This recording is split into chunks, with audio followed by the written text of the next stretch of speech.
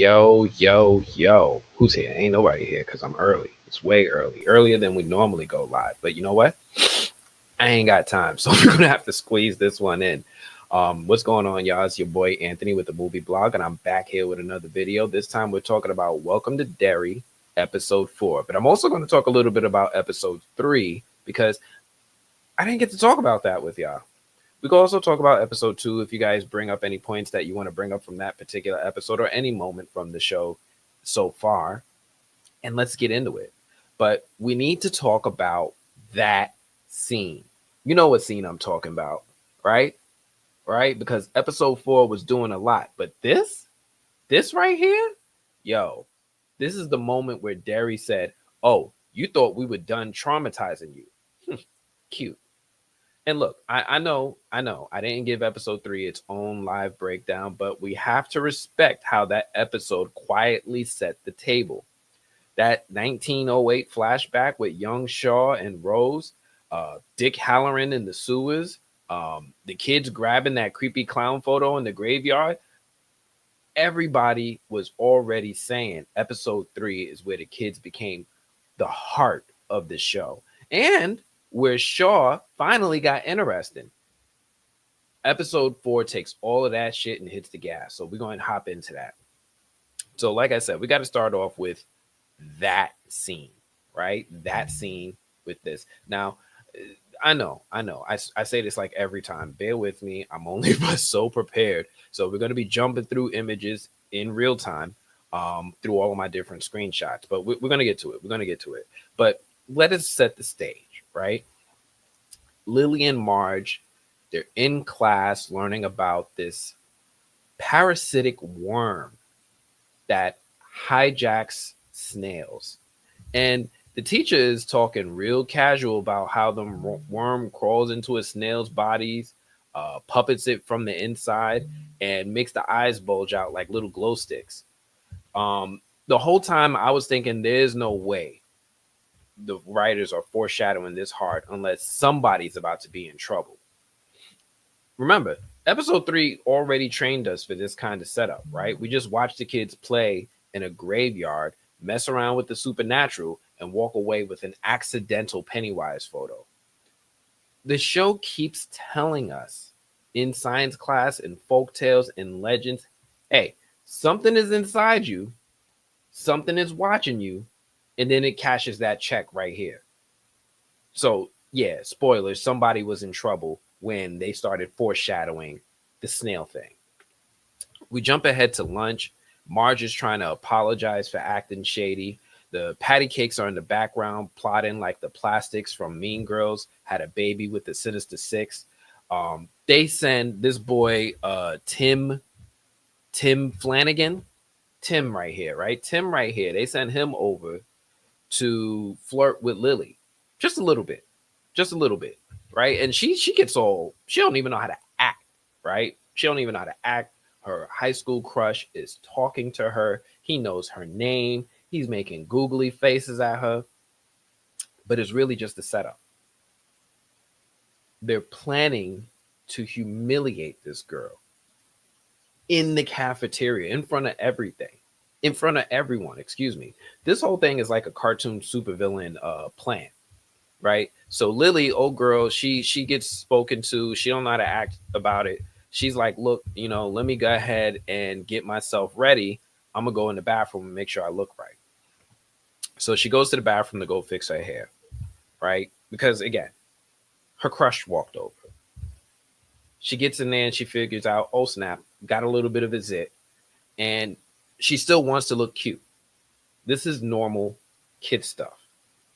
Marge walks in, and for half a second, you think, oh, she really is about to try to make things right? Like she seemed like she was feeling some sort of way about her interactions, and maybe she was starting to regret it a little bit. Then the horror hits. Marge suddenly I'm sorry. I'm not supposed to be laughing.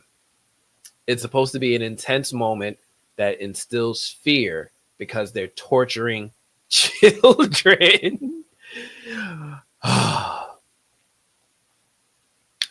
Marge suddenly clutches her eye like somebody turned on a migraine with a light switch, right? We see her have this little moment, and her eyes her eyes just start swelling, and they start bulging. And before you can even process what it is that you're looking at, you see that worm from earlier, not metaphorically, literally. It took notes during biology class and said, let me just go ahead and remix that right quick. Like, let me just, this is bad boy, baby. Like, I mean, not like that. Not like that. I mean, like, this is the remix, bad boy, not, yeah. But yeah, it was like, yo, this motherfucker spitting. Like, he just took notes and was just like, let me go ahead. And yo, Marge's eyes are pushing out of her skull like headlights. She's bleeding. She's panicking. Um, Lilly is trying to help, but she drops her pill case or her pill in the toilet. So she has to do the nastiest rescue mission in horror history, right? She fishes out that pill bare-handed. Like she was trying to unclog a drain in Silent Hill. Just imagine, this is the girl's bathroom. You really gonna put that pill in your mouth? This is what we doing? Lilly get the dirtiest jobs, yo. Lilly get the dirtiest jobs. Yo, meanwhile, Marge is still freaking out, right? Marge is still freaking out. She's shrieking. She runs out into the hallway.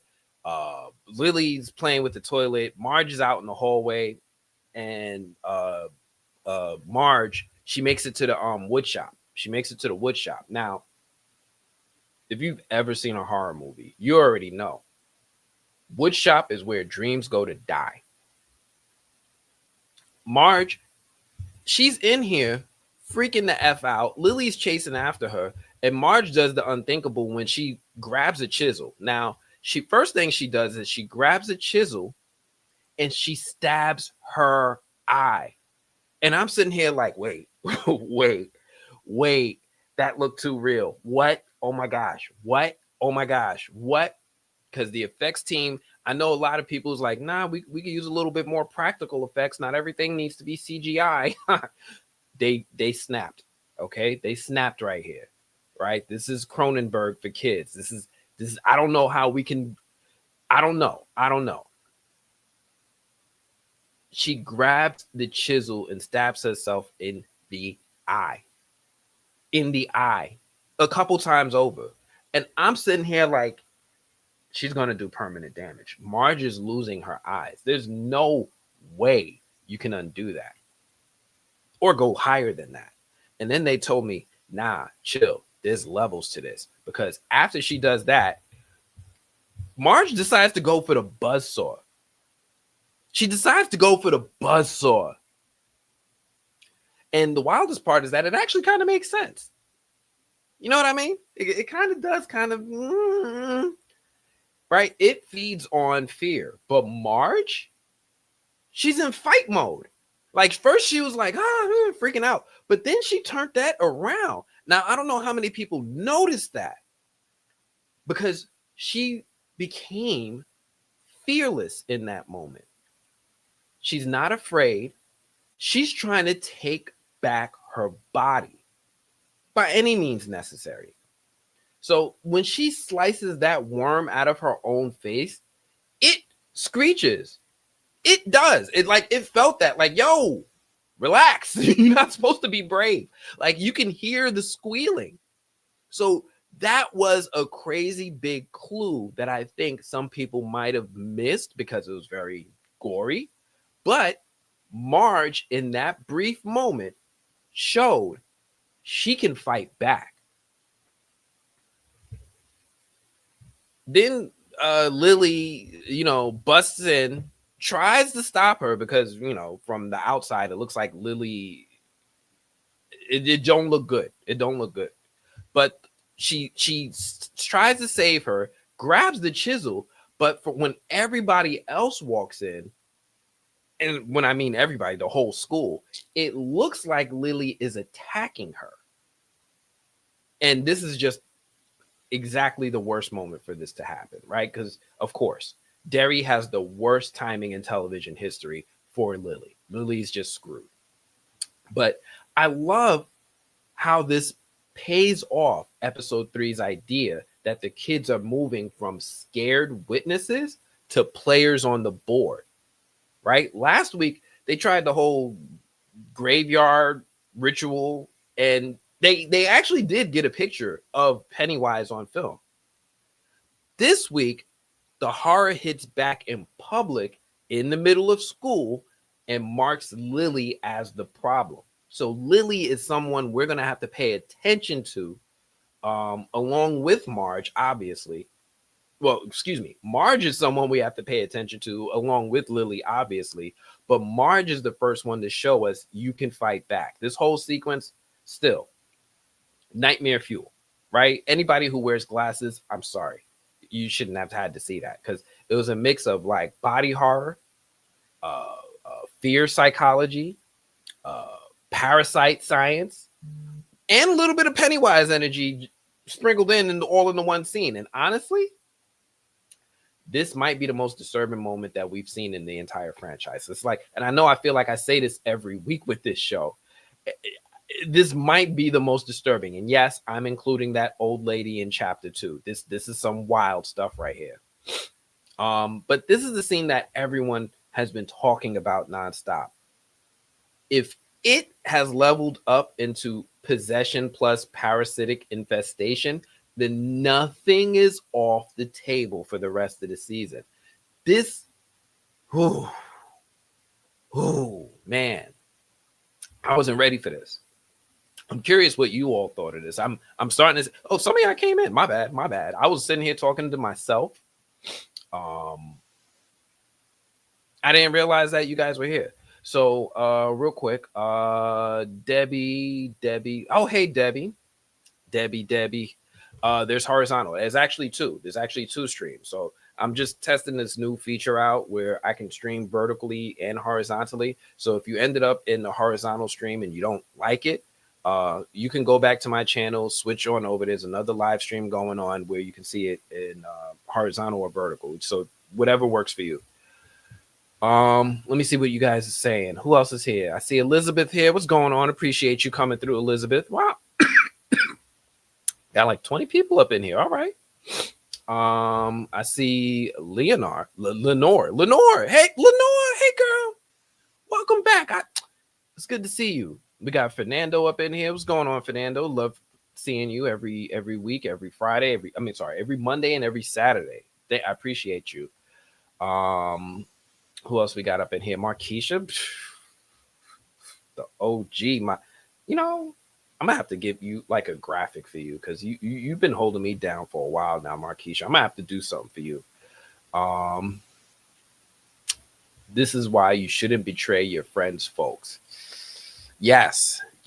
See, Marge effed around and found out, right? Loyalty means a lot. She messed around and found out. Marge seemed like she was going to come clean, but Pennywise had other plans. She sure did. He sure did. Yes, Derry was fired. Because what I like about this show, and what you guys are going to see, because I'm still a couple episodes ahead, is that every episode seems to raise the bar.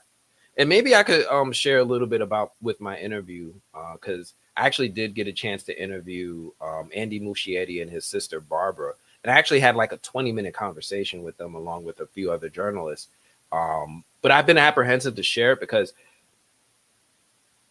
I didn't realize Andy don't give a F. Andy don't give like, when it's time to interview, you'll be like, hey, so how does this end? He was like, oh, you've seen the ending? I was like, nah, I ain't see the ending. All right, well, how much time do you have? Because blah, blah, blah, blah, blah, blah, blah, blah, blah. And he'll just tell you. He will just tell you. So I might share that with you guys. Yes, I remember in episode 1, she said she didn't want to look like a bug-eyed freak. So this show does a lot of foreshadowing. It does it frequently. We're going to get into that a little bit with this next scene. So let me go ahead and let me hop on to the next scene. And this one might have happened earlier. So blah, blah, blah. I want to talk about the fly fishing scene. Let me run through this with you guys. Maybe the fly fishing scene didn't happen yet. Yeah, it definitely didn't happen yet because how Hanlon was still calm. Hanlon was still calm. And again, yeah, y'all understand. I should have been prepared with just the exact screenshots that I needed, but things was busy for me. Things was a little busy for me. Oh no, it already happened. All right, all right. Let me go back. But so, oh, now E-Man want to call. E-Man, buddy, I am going live. So there's a lot to talk about in this episode, especially with the episode going into the fly fishing scene, which I thought was kind of interesting because if it's a little bit of a break from the Marge's eyeball going full Discovery Channel. Derry seemed like it was trying to calm things down with something wholesome, you know, a little father son bonding, a little fishing, a little fresh air. And I'm thinking the show is giving us a breather. Nah. Nope. If Derry ever shows you nature, it means nature is about to beat your ass. Oh, who we got? Why are there two lives in chats? I'm sorry. I'm testing out this new feature where I thought it was going to give me one live with one horizontal, one vertical, but I guess it did two. I don't know why. But all of your chats get on screen no matter what platform you're on. So if you're on Twitter, you're on Facebook, you're on YouTube, all your chats are on screen right over there to the side of Will. So bear with me. This is a one and done thing. I ain't going to be messing with this no more. Anyway, we do in this moment see Will and Leroy out fly fishing. Father-son time. Will hates it. Will hates it. His whole energy is, why am I outside? I should be with a computer. Like he's like kids of today. Like, I just want my computers. I want my books. Leroy is loving it though. Leroy is loving it because black dads in the 60s love two things: unsolicited discipline and quiet hobbies. Quiet. Emphasis on quiet. So they settle in. Leroy is trying to connect. Will is really trying not to be here like that. Oh, let me get you up off of here. I had you up there for a while. Yeah, Will's not really trying to be there. They start talking about the girl that Will likes, and we finally see this kid relax, right? He finally relaxes when he gets talking to about his girl, and he's smiling and he's blushing and he's opening up. And he gets a bite on the line, right? He feels proud. He gets a bite on the line. He loses it. It's okay. It's fine. Dad is here. And then Leroy walks off to get some more bait or tackle or something from the car. And this right here is when my horror brain kicked back in, because the moment a black father walks away from his kid during a monster show, something demonic is legally required to happen, right? Like it's supposed to happen. Leroy steps away for 2 seconds. 2 seconds. And instantly the river turns into a death trap. Right? Will is over here. He's pulling his line again. Leroy's at the car. And like a weird clown looking fish swims up towards him. Right? I think it's a clownfish. I'm not sure exactly what kind of fish it is, but it swims up towards him. Now, I don't know who on the effects team decided, let's make a fish look like it has Pennywise vibes. I don't know who thought of that, but I respect the hustle. I do. The fish had the energy of someone who pays for groceries in coins. Like this is disrespectful fish energy. Will leans in to get a closer look, and then it goes from that looks weird to call the prayer warriors, like real quick, real freaking quick, because a hand reaches out of the river and grabs him. No music cue, no build up, just straight trauma. And he gets yanked underwater. And this child is fighting for his life. He is. He's under the water. He sees someone or something. Um, and it looks like his dad. It's Leroy. But burned, charred, melted. Like the version of his father he imagines from the plane crash nightmares that he used to have.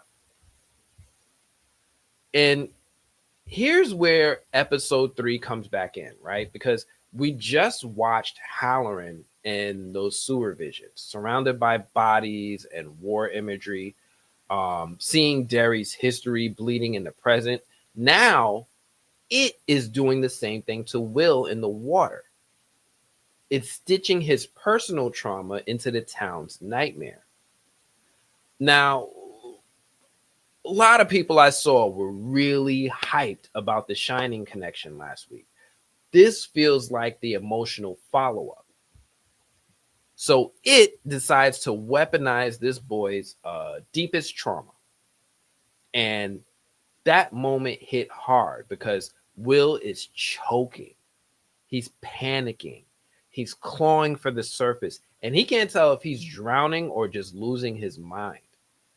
Leroy, on the other hand, he's on land. He senses something is wrong. You can see it on his face. I honestly, I feel like they really gave Leroy a full Captain America Sixth Sense. He's got the vibes. He's got the energy. He sprints back to the river like he heard a bear whisper, "Gotcha, son." He jumps in. He pulls Will out. Will is shaking. Will is shaking. And Leroy is like a little suspicious about what the hell is going on with his son. But Will is covered in bruises. And he tries to explain what he saw. But how do you explain that your father was underwater and on fire at the same time to your father? Right?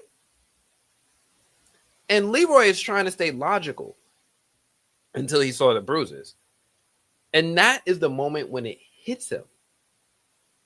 Something pulled his son under. Something not human. And then the show seals the moment with that little detail that always means effing trouble in Derry. A red balloon drifting in the trees. So it's in this moment, you see it on this man's face that his whole worldview collapses. Because this is the first time he sees physical proof that something is wrong. This is the first time he believes Will. It's the first time he probably believes Charlotte. It's the first time he realizes his military training is not built for whatever is happening in this town.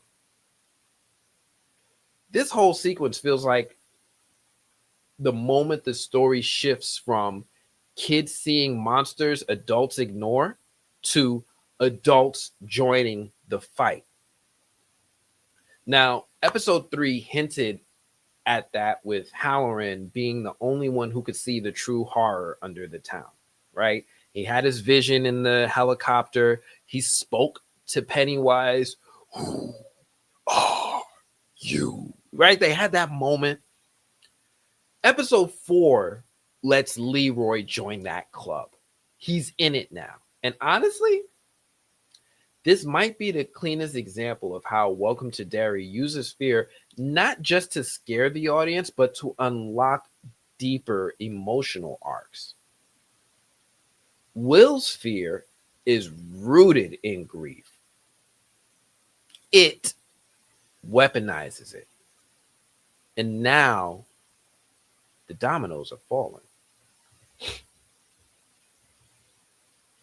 So I know this moment to me, along with the snail eyes, were hands down some of the biggest jump scares. We have another little moment with Will, but these two moments right here are the moments of the episode. Now, granted, these are the scariest moments, but there are more details that the show is giving to us that we really need to pay close attention to. So there's this other moment. Let me see if I can pull it up. It was with Charlotte and Rose, right? Charlotte and Rose have this moment in this episode that I thought was really important. What the heck happened here? What's the next image? Word? This is what we're doing. All right, let me fix this. Let me get my image up. But Charlotte and Rose have this interesting moment in the episode that I thought was really important. Here we go.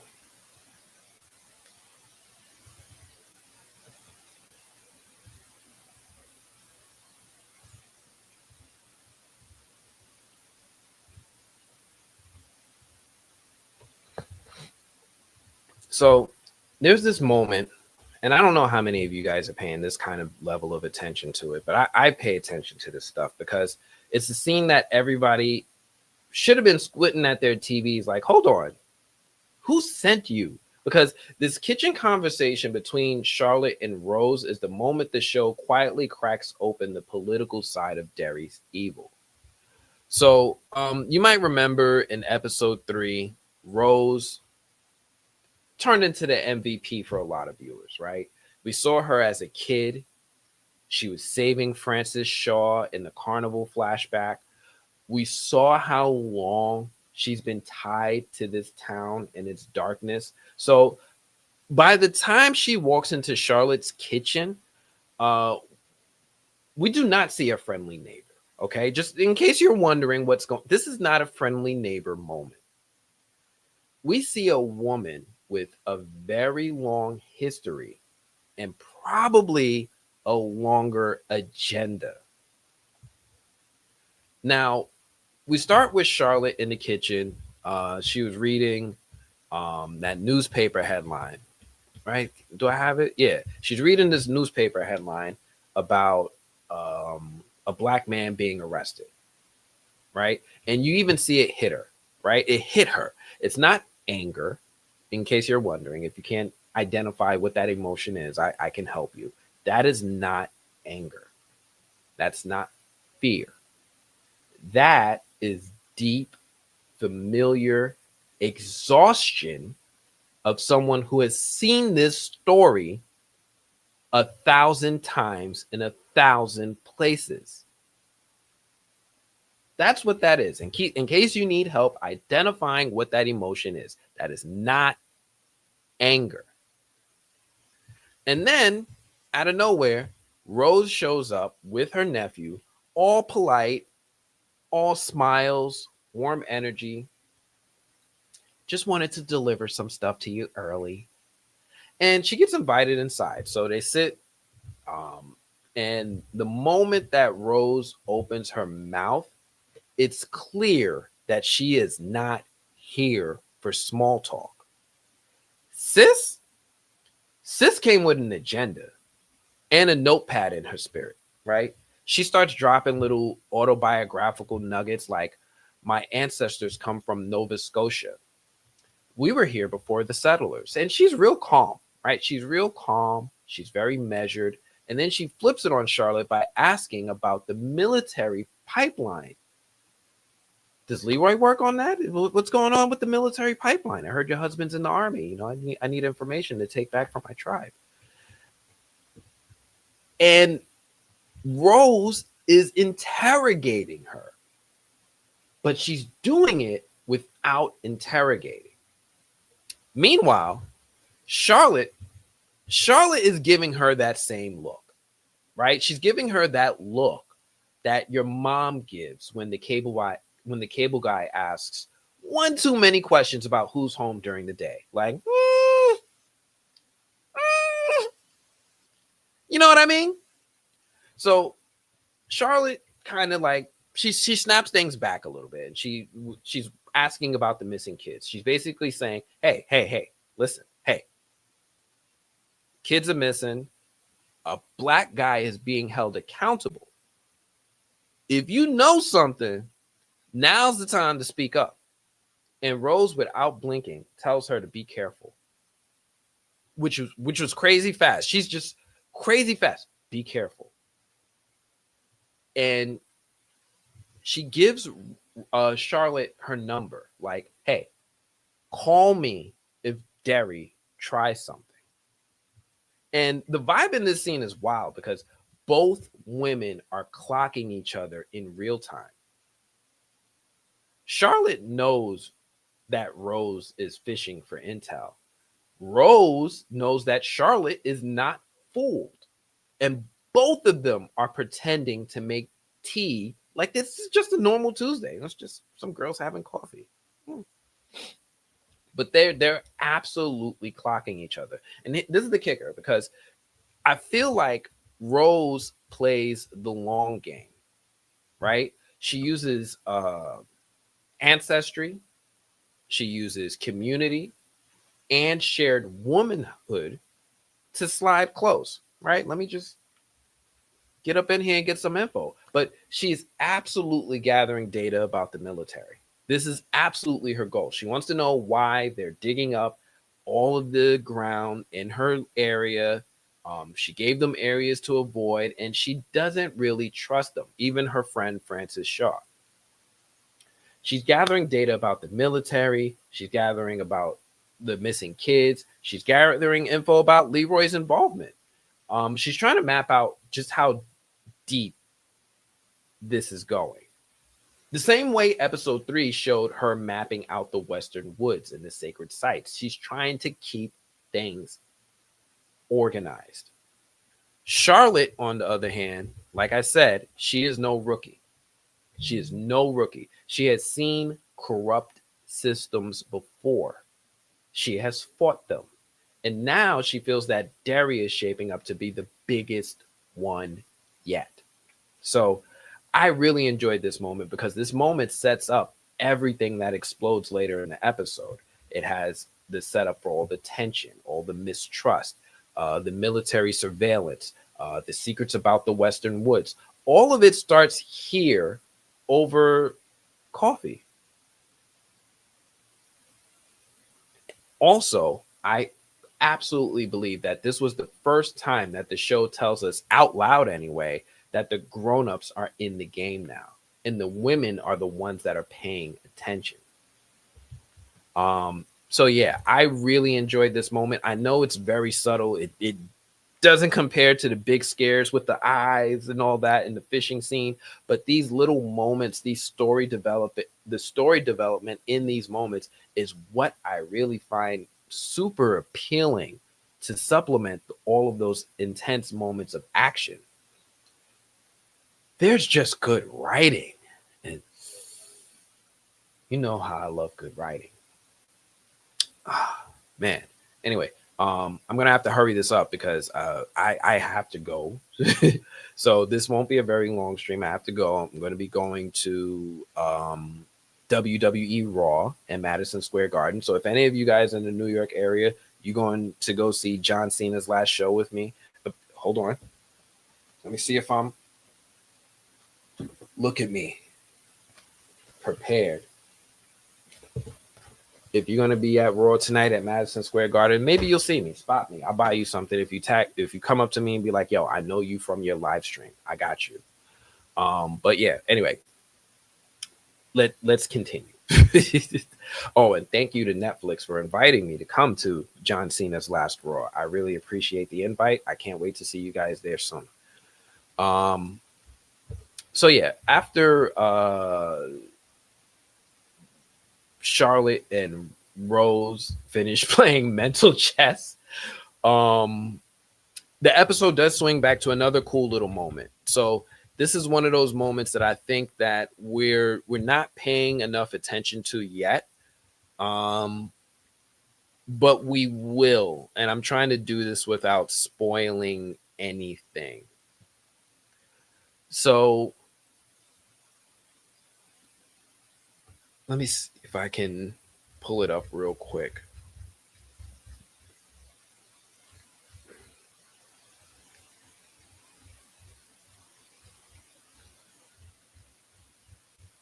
I may be able to, I may not. I may have to just go with another scene of these two, but that's okay as well because I don't want to waste anyone's time.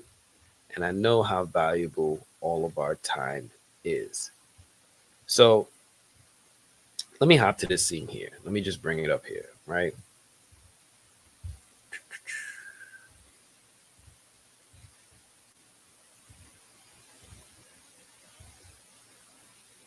So there's this scene here where Charlotte and Rose have. This is before Charlotte and Rose. This is with Lilly. Uh, talking to the one grown up she thinks might actually listen to her and tell her the truth. And it's this cleaning lady from Juniper Hills that she's friends with, right? She's befriended her. We know this lady, or at least we kind of get the hint or feeling that this lady has seen some things. She has that I know what happened in 1931, but I'm trying to keep my job energy, right? And Lily starts asking her about the kids who went missing.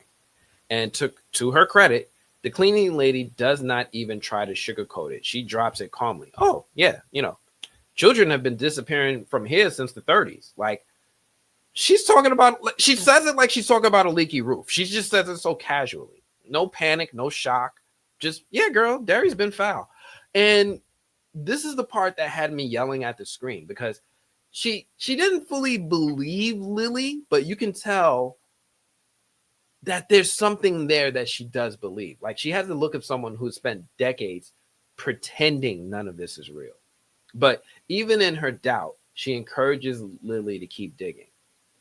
And that's the moment when you realize what is actually what she's actually scared of. It's not Lily. It's not the missing kids. You can tell this woman has a fear, and I think it's of Derry itself because the adults in this town, they don't really survive by telling the truth, right? There's always been that vibe. We saw it in episode 2 with Charlotte seeing that one little boy get jumped and nobody in town batted an eye. Everybody was just ignoring it like it was just birds flying in the air or squirrels chasing each other, like it was just background stuff. Um, the adults don't survive by acknowledging or telling the truth. They survive by shutting the F up. Now, episode 3, like I said, it already gave us the rules. Rose talked about how people who leave Derry forget. They forget. The show started leaning into this idea that memory in this town is not normal. So here with the cleaning lady, you see the flip side. She's one of the people who remember everything, but act like it's no big deal. Like, it happened. But Lily is built different. Lily is built different because Lily is sitting here, she's taking notes, she's asking questions, she's gathering breadcrumbs the same way that the Losers Club do in the future. And this lady, in her own scared way, just confirmed that whatever is happening now has happened before. Now, the scene is quick, but it is important because it tells us a few things. One, the missing kids timeline goes way back, way back, probably further than anybody here is willing to admit, right? We know about the 1930s, we know about 1908, but it probably happened more than they're giving it credit to. Another thing, Derry has a culture of silence. Adults, They know the rules, right? They know when something is off, just pretend like you don't. I didn't see it. You know what I mean? I ain't seen nothing. All lives matter. But it's one of the ways that we enforce the rules that the show is introducing in this iteration of Derry. In 3, Lilly is officially on her investigative arc. Every horror show has that one kid who becomes the historian, the researcher, basically the kid who pieces the lore together. This is Lilly now. Lilly is her. This is her story. So this moment right here plants the seeds for everything that pays off later with the Galoo story. You know, the great Galoo. Everything with the Galoo, everything with the sacred stones, and the idea that this cycle has been happening for generations. It's a short scene, but there are big implications. And you can bet that we're probably going to revisit this one, this scene, soon ish. I ain't going to say much more than that. But pay attention to this cleaning lady. You know, I love how shows introduce characters that you think aren't really that important. How do they even really fit into the story? I promise you, in a week, we will have this conversation. Everything will be clear. Some of you might guess it, but it'll become clear soon. And I'll leave it at that because I don't want to give any more clues. What else happened in this episode? Oh. Are we done talking about Charlotte? Because I ain't done talking about Charlotte. So Charlotte has another wild moment in this episode, right? Let me skip past all this stuff. We have the turtle sighting. We have all this stuff happen. Come on, Charlotte. I know you got me. Come on, Charlotte. All right. I might have to just open it up. All right. Because Charlotte is this scene is buried a little in all of my shots. Here we go.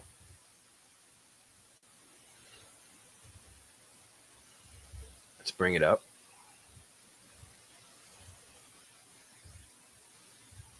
So I like this scene as well because it's one of the most stressful scenes in the whole episode to me, because Charlotte decides that she's done with the polite route, and she decides instead that she's just going to head straight to the police station. Like, look, if y'all not going to investigate the monster, then investigate this racism.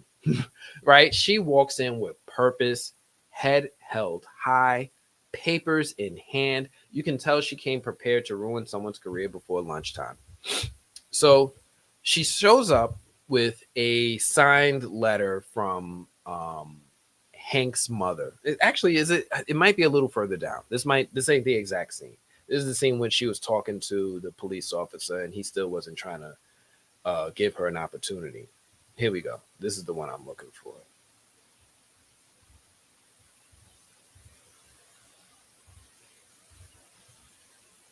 Right, here we go. This is the scene where she shows up with that letter in hand, and you could tell she came prepared to ruin someone's career before lunchtime. So she shows up with a signed letter from Hank's mother, giving her permission to visit him.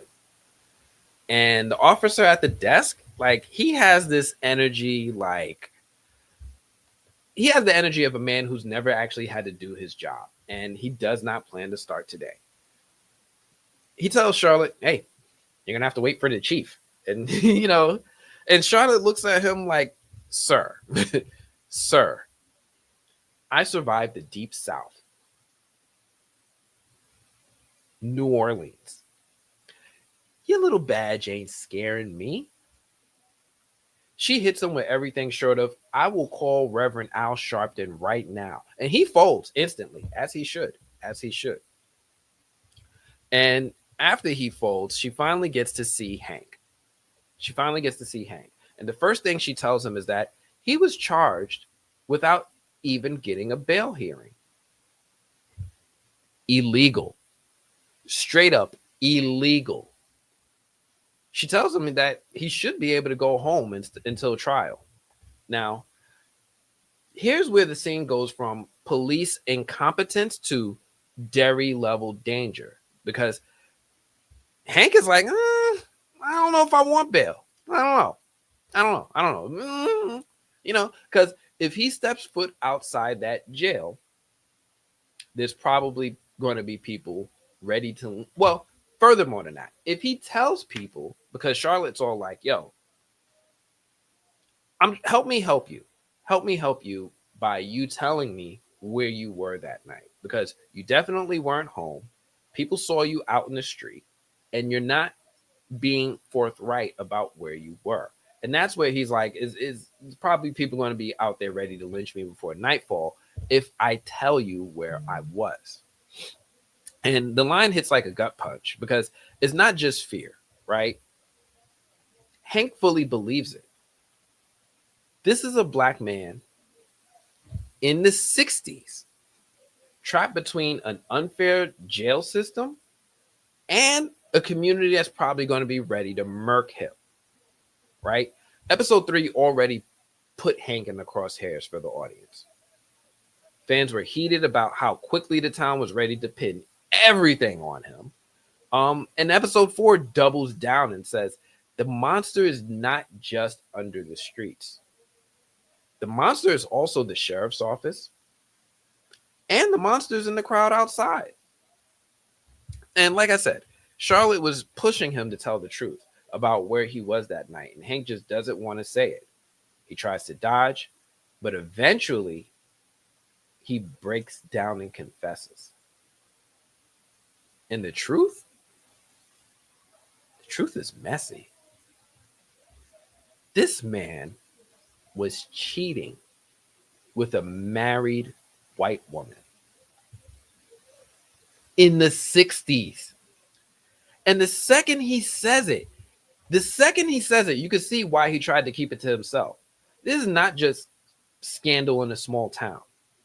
In the 60s, in Derry. This is, your life is over the minute the wrong person whispers your name. As soon as they find out, cooked. And Charlotte, God bless her, right? She don't judge him. She doesn't shame him. She pivots straight into strategy. She tells him, look, we need to figure out a way to tell the truth without getting murked for it. And he begs her for help. And she promises that she's going to try. And the whole time, right, you feel this heavy, awful tension, because the monster of this episode is not just it. It's actually also the real world violence that hangs over Hank's head every second of every day. Now, the scene is so effective because it grounds the supernatural horror inside a very real human horror. Derry is not just dangerous because of Pennywise. Derry is dangerous because it's Derry. And Charlotte leaving that jail, you could tell that she's not just going to sit quietly no more. She's about to make some moves. So, I really like how Derry doesn't shy away from the racism of the 60s. And I also like how Derry doesn't drown us in trauma. It instead balances that fear with really strong, tenacious Black and Native American characters. So I really respect what I've been seeing of Derry so far.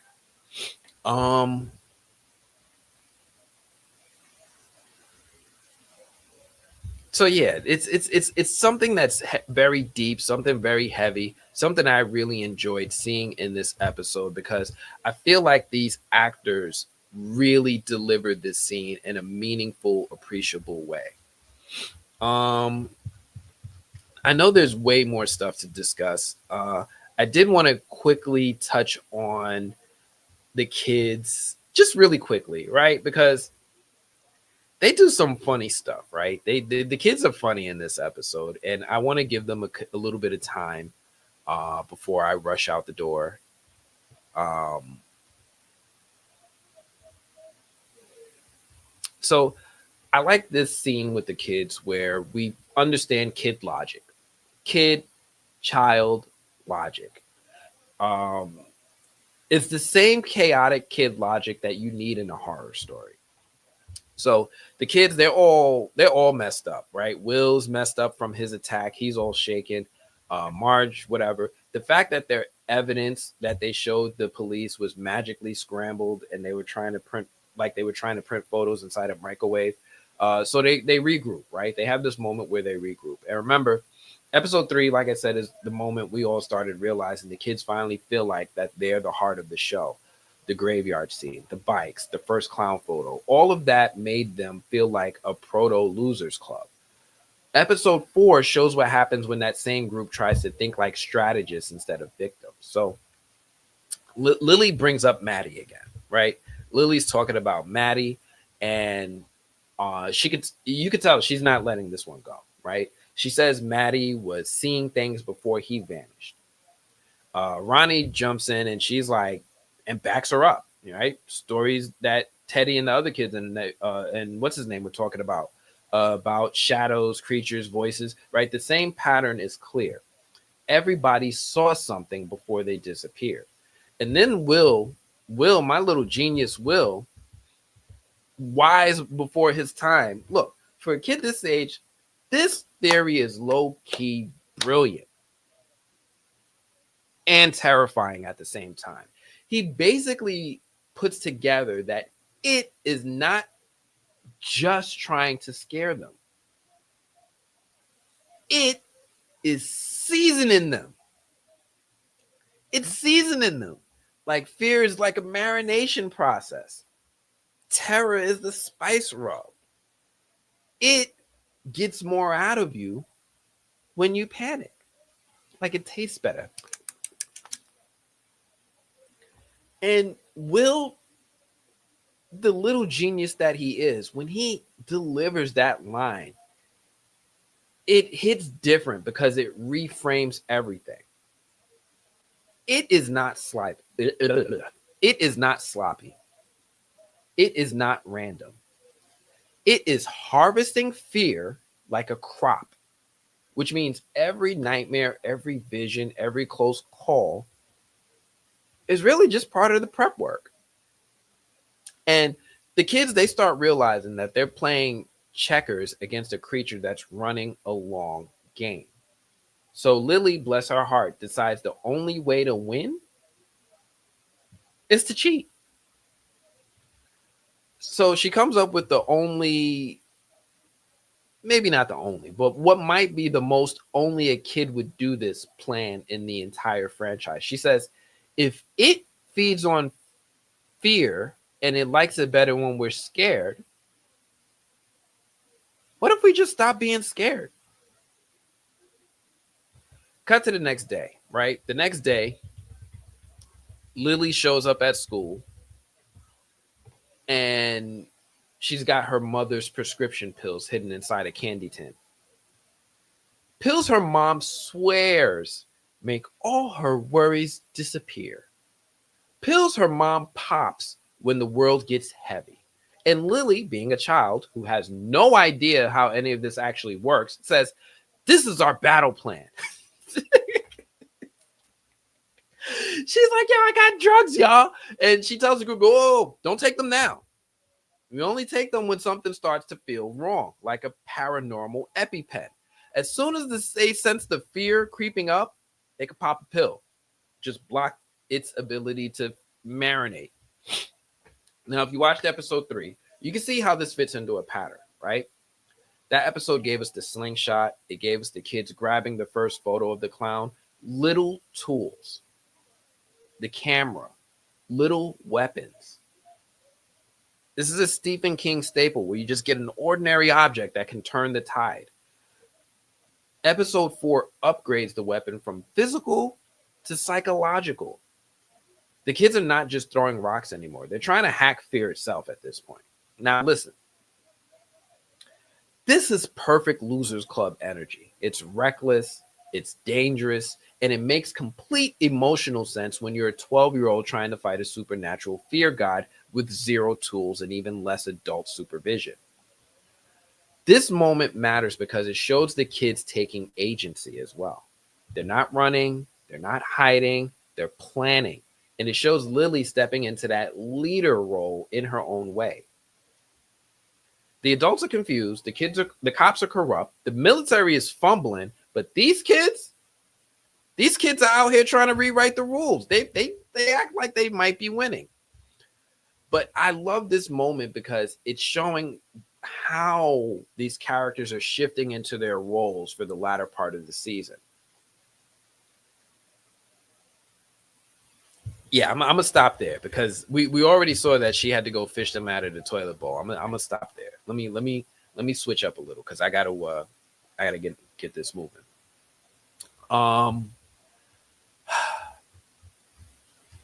There's a couple things I did want to talk about, and I'm gonna try to power through them.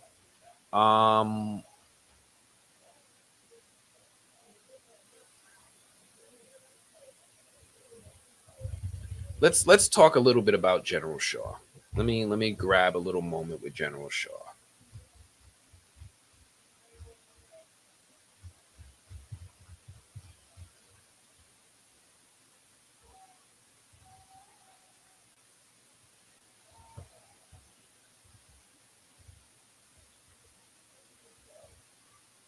So I like this moment with General Shaw. It's because he's a character that's been simmering for a few episodes now. We haven't been really clear on how to read him.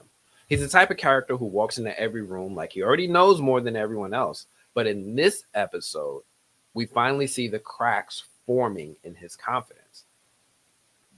Now, episode 3 is where a lot of us finally turn the corner on him, right? Because that 1908 flashback with young Shaw at the carnival, terrified, getting saved by that was the first time people said, okay, this is not just a stock general. He is kind of haunted. So episode 4 shows us what a haunted man with power looks like when the clock starts running out. So his men report that they searched the areas Rose warned them about, the old burial grounds, the sacred sites, the places that her people considered dangerous, and they didn't find anything, not a trace. And Shaw, he's not really happy about that because every dead end inches them closer to the thing he fears the most, the cycle ending. He's terrified that the cycle will end before he gets their weapon. And he says it out loud. The cycle is almost over. It is about to disappear again. Back into sleep, back into the earth, back into whatever cosmic darkness it came from. And if that happens, the military loses their chance to find it, study it, contain it for whatever their actual plan is. There's something chilling in the way he talks about it. He doesn't speak like someone hunting a monster. He speaks like someone hunting a resource. Like he wants it not to destroy it, but to understand it, maybe even own it, weaponize it. And then his attention shifts to Rose and her nephew. Now, there's this little moment where he has this photo of Rose's nephew, Daniel, and he asks how often they watch the base and how close are they being observed. And they casually say that they should just invite him in. Meaning, invite Daniel onto the base, bring them into the lion's den, pretend it's hospitality when it's actually surveillance. And this is a sign that Shaw is losing his patience.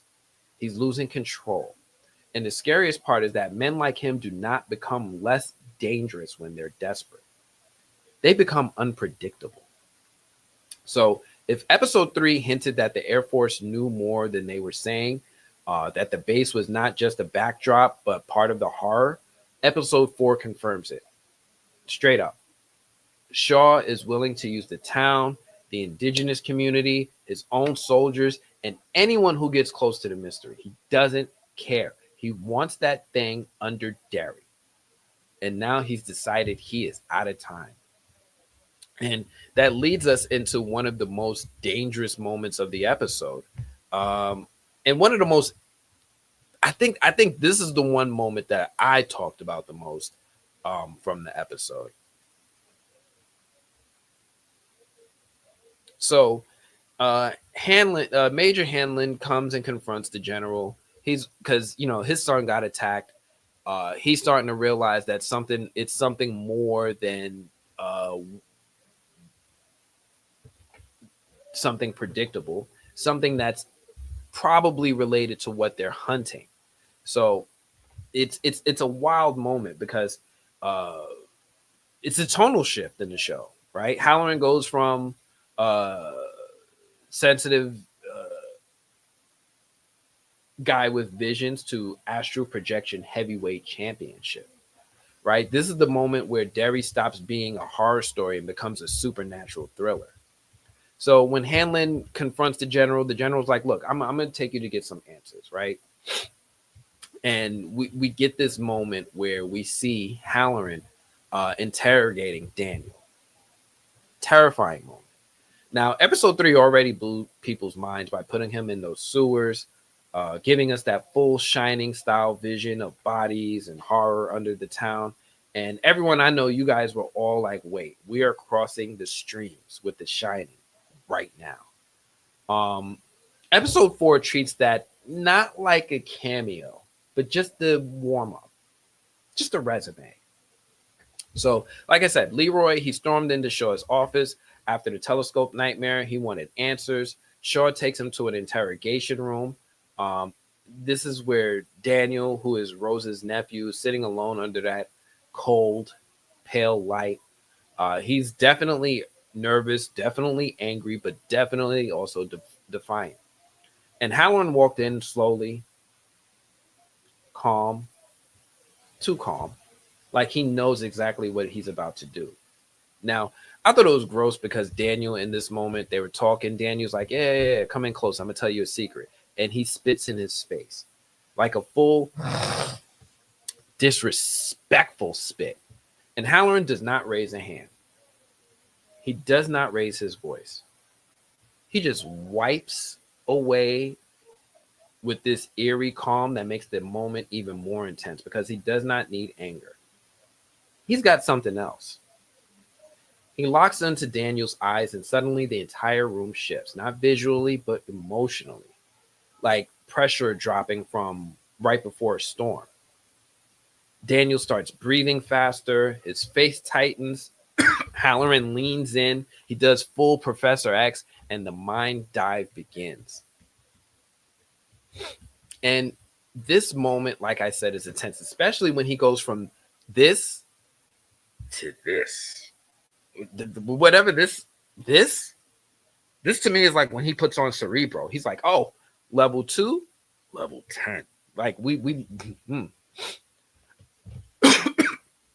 you see flickers, bursts, static memories folding in on themselves. Daniel heads jerks back like something is clawing on the inside of his skull. Um, and then out of nowhere, the scene snaps, and Halloran is standing in a white space, an empty space, a room full of doors, like someone put a library inside a dream. He walks forward, and one door opens by itself. He steps through, and he sees a young Daniel sitting on the floor with his toys. Aunt Rose walks in and starts telling him a story, except we quickly realize that this is not Rose. It's Halloran embodying her inside of Daniel's memory, which is how deep this man's consciousness, how deep inside this man's consciousness he is, right? He's literally wearing the face of a trusted family member inside Daniel's mind. And the whole sequence is surreal, it's rich, it's beautifully unsettling, and it tells us that Halloran is not just psychic, he's gifted, he's marked, he's connected to something ancient, something powerful, something that feels as old as the creature itself. And this is the moment the supernatural of the elements of the show level up. And Halloran is officially one of the most important characters in the story. And this is where we get the full lore dump that I'm sure people are going to dissect frame by frame because it's the richest piece of mythology the franchise has added since the ritual of Chud in the original It novel. So, inside Daniel's memory, Rose tells the young boy about the story of the Galoo. Oh, well, he tells her the story of the Galoo. And the way the show animates this through the dream space is haunting, right? They say that millions of years ago, something fell from the sky, a stone, a star, something. And inside it was a spirit, not a ghost, not a demon, something older, something alien, something ravenous. And when the star hit the earth, the spirit escaped and wandered to the western woods. It fed on fear. It grew stronger. It became the monster their ancestors feared. Now, their ancestors found shards of the fallen star. Now, these shards had power. They cut the stone into a blade and they created a sacred dagger. It's their only weapon against the creature. They learned to survive by living outside its territory. They respected the woods. They passed down warnings. And then settlers arrived and ignored every single one of those warnings. The settlers decided to go into the western woods, and the Galoo slaughtered all of them, every single one of them. Men, women, children, all of them became fuel. And every merc made the creature stronger. Every scream fed it. Seski, the war chief, she stepped in, right? She tried to save her daughter, Nakani, who had run into the woods searching for stone pieces. Seski put together a search party. The search party was torn apart one by the creature. Each and every one of them got murked. And then Seski ends up facing the creature alone, terrified. And in that fear, the Galoo fed greedily. It ate. It ate a lot. Seski got murked. Nakani, her daughter, survived.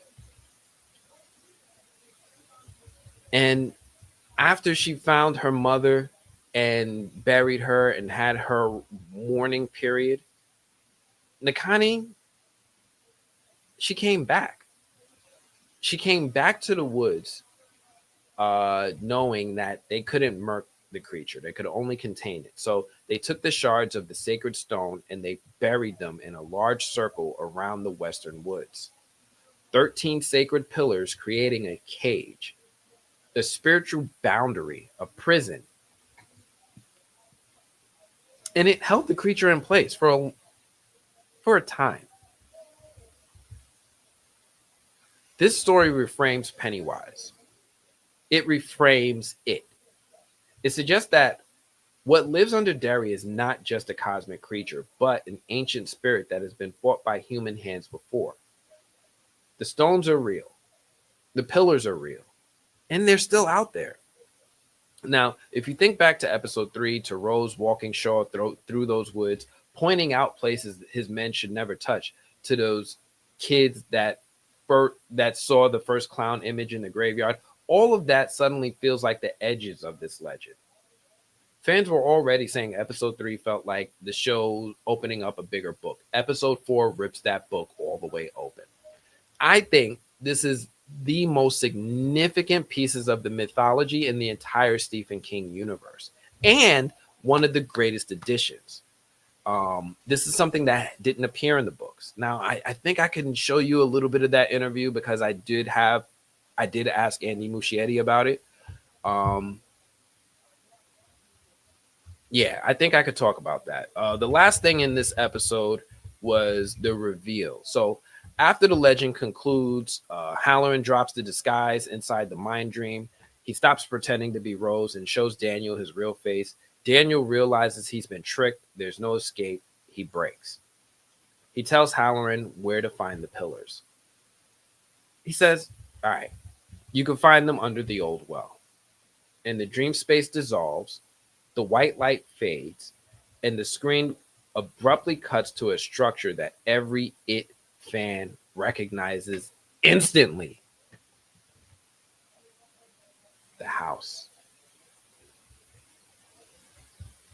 It's the house from the movies, the crumbling, rotted, sickly wooden house where the Losers Club faced Pennywise decades later. It's the epicenter, the nest, the doorway. The tunnels under the house connect all timelines, all stories, all cycles. This is the exact point where Welcome to Derry officially joins the larger franchise mythology, not just as a prequel, not as a spin off. This is the missing piece. We're not just watching Derry's origin story, we're watching the blueprint for everything that comes after. And this is why those episode 3 details matter.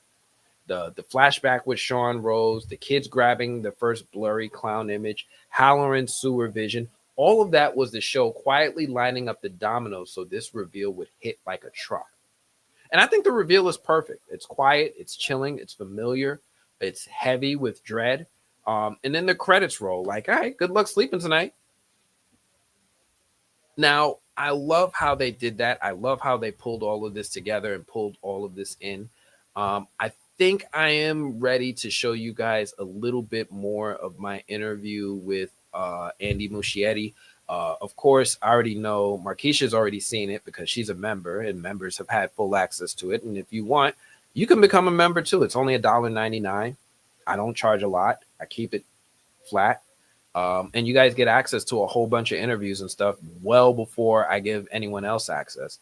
One of the cool things I've been given access to, and I don't know if any of you guys have seen it, was my interview with the cast of Night of the Seven Kingdoms. Love it. But let me stop promoting my membership too much, and let me give you guys a little bit of it. Anthony. Hey, nice to meet you. Maybe I should hear it too, right? Jamie. Tessa. I hope you Nessa. guys can hear Laura. it. We're in this. There's Sometimes. It's chilly. It's a little chilly. Even with my jacket on, I'm like, I'm still. Yeah. Tourist now. What a world we live in. Well, the cans, like our shtick, which is to like you know, basically talk trash. Now people are gonna know. No, they're gonna know. those days are over. We had a Interdimensional being that we arise and a long time ago, meaning before there was anyone, the first inhabitants of the land are the native people. Hence, they know him more than anyone. Is it her? What? Her. It's her. I'll live while I die. First off, anybody who didn't realize this and anybody who argued me about this online, he said it. Pennywise is a her, right? Barbara was like he, and Andy corrected her. He was like, her. Pennywise is a her. Just putting that out there. People who read the movie were Maybe. she. Maybe. No one is sure. Yeah, he runs and her. It's a she. It's a big reveal. Kenny, it's like, They have this absolutely advantage that then they try to share with the immigrants. It's called and they don't want to listen. They jump at the race. Because the indigenous community here. Oh, here we go. There's Yeah. we created a new story. You know, for us, it was like what's in the book was an inspiration. Because the indigenous community here, it plays an important role. For we wanted to create I was saying before, the blueprint of this enigmas really inspired us to tell a new story. It's a story that is told backwards and it's a hidden there. Uh, and I wanted to do the indigenous, could be indigenous people in the center of it, and play a role that was like not like a role that they play in the fort, even though it's like it's a line and it's a little more specific. Uh, and you saw it because you saw the first 5 episodes. Yeah. So we can talk about the cage. The cage is something that doesn't exist in the book. The idea that it's just an Talking about the expanding cage. force, it's not in the book. That was something that we created, but only is inspired by the book. Um, and the idea that this expanding force is cut short by the first region and from a community of indigenous to say we gotta stop this guy from expanding, and they created reforms. And the case is a secret. They're the keepers of the cave. And now that for us was a great. We thought it was a great idea, and we really used it for our drama. I think it worked. I think that's that. Yeah. And so I was hoping you guys could talk a little bit about how the television. So I want to apologize for the audio quality. I know it's not the best. Unfortunately, it was very, very, very noisy when we were doing the interview. I'm going to try to continue enhancing this audio so it's a little bit more intelligible, and then I'll share it with the world. But anyway, guys, I have got to run. I've got to run. Look, I'm definitely going to do another live stream next week. Of course, if you guys know, I always go live with the new Blurred Order on Saturdays. I'm usually more of a background character in that show, but maybe if you guys ask me to bring up Welcome to Derry, we can talk about it there. Anyway, I got to head over to WWE Raw. I got to go see John Cena's last Raw. That's all I got for this one. Hey, if you guys are new here to the movie block, do me a favor. Hit that like button. Hit that mother flood pucking like button. Hit the subscribe button. Maybe hit the hype button. Come back and check us out next week. Otherwise, I'm going to check you all later. Peace, y'all.